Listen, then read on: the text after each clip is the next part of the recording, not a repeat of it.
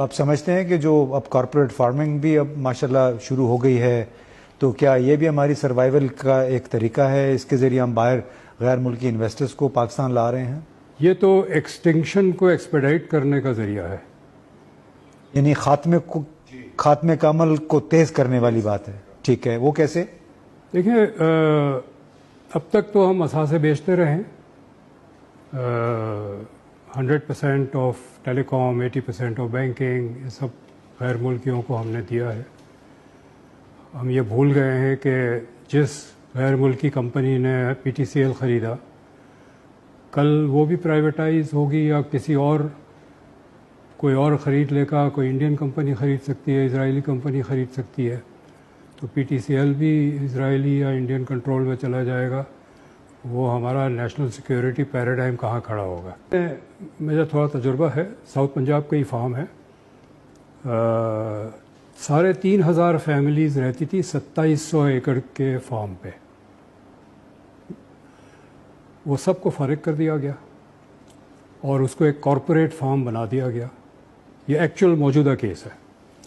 اس میں 300 مزدور کام کرتے ہیں پرماننٹ، اور مزید 500 جو ہے وہ سیزنل ہے، ہارویسٹنگ کے وقت بلا لیتے ہیں، کسی اور وقت بلا لیتے ہیں. سو ٹوٹل امپلائمنٹ 800 ہے، اس میں سے 300 پرماننٹ ہے اور 500 سیزنل ہے. 3,500 فیملیز. اور یعنی فیملیز کا مطلب ہے کہ کم از کم 6-7 افراد ہوں گے ایک گھرانے میں، تو وہ سب فارغ. ان میں سے صرف 800 لوگوں کو رکھا، وہ بھی 300 ان میں سے. تو یعنی بڑا خوفناک اثر ہوگا اس کا روزگار کی صورتحال پہ. سے پھر یہ کہ یہ جو غیر ملکی ہے جنہوں نے جس کا تجربہ افریقہ میں ہے اسی طرح سے پارٹنرشپ کرنے کا، تو وہ کیا کرتے ہیں کہ جو پروڈیوس ہے وہ گارنٹیڈ ہوتی ہے for export to the home country. اچھا، اس میں سے آپ مقامی ہوسٹ ملک اپنے لیے کچھ نہیں رکھ سکتا؟ کہہ دے چلو 10% رکھ لو، 90% رکھ لو، لیکن بیسیکلی. اچھا، ان کا بھی ہمیں معلوم نہیں کہ کن شرائط پہ یہ ہوگا جو کارپوریٹ فارمنگ ہو رہی.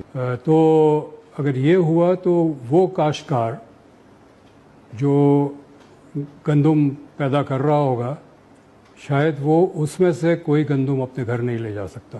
وہ تو ملازم ہوگا نا جی، اس کو تنخواہ ملے گی. نہیں، تنخواہ تو ملے گی، لیکن بازار سے بھی وہ گندم نہیں خرید سکتا، چونکہ وہ گندم تو ایکسپورٹ ہو جائے گی ہوم کنٹری کو، جو ملک وہاں پر پارٹنرشپ سے گرو کر رہا ہے.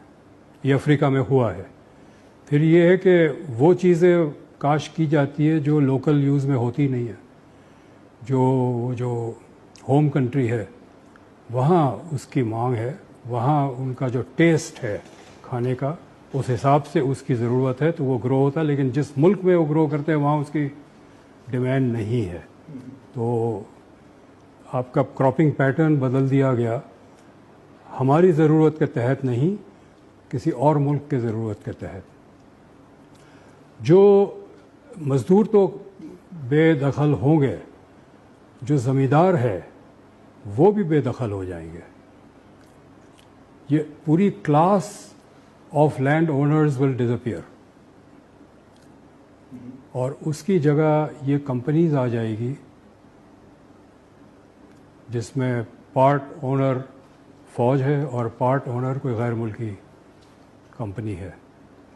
یعنی اتنا گرین یا اتنی سرسبز یہ منظرنامہ نہیں ہے جتنا آج کل ٹی وی میں بیان کیا جا رہا ہے. سبز تو بالکل بھی نہیں ہے. صرف یہ میں جب اس کو دیکھتا ہوں، پڑھتا ہوں، تو بہت لاؤڈ خطرے کی گھنٹی میرے دماغ میں بج رہی ہوتی ہے. اس ملک کا کیریکٹر بدل دیا جا رہا ہے. ہماری سوورنٹی پولیٹیکل اینڈ اکنامک جو تھوڑی بہت نام کی ہے، اب ہم ان ملکوں کی سدرن افریقہ کے ملکوں کی طرح ہو جائیں گے جہاں ایک ملٹی نیشنل کا جنرل مینیجر جو ہے وہ طے کرے گا کہ صدر کون بنے گا. یہ حقیقت کی کیسز ہے. جیسے ایسٹ انڈیا کمپنی والے کیا کرتے تھے. سدرن افریقہ کے 2-3 ملک ہیں جہاں گولڈ اور ڈائمنڈ مائنز ہیں. یہ mines are owned by European companies.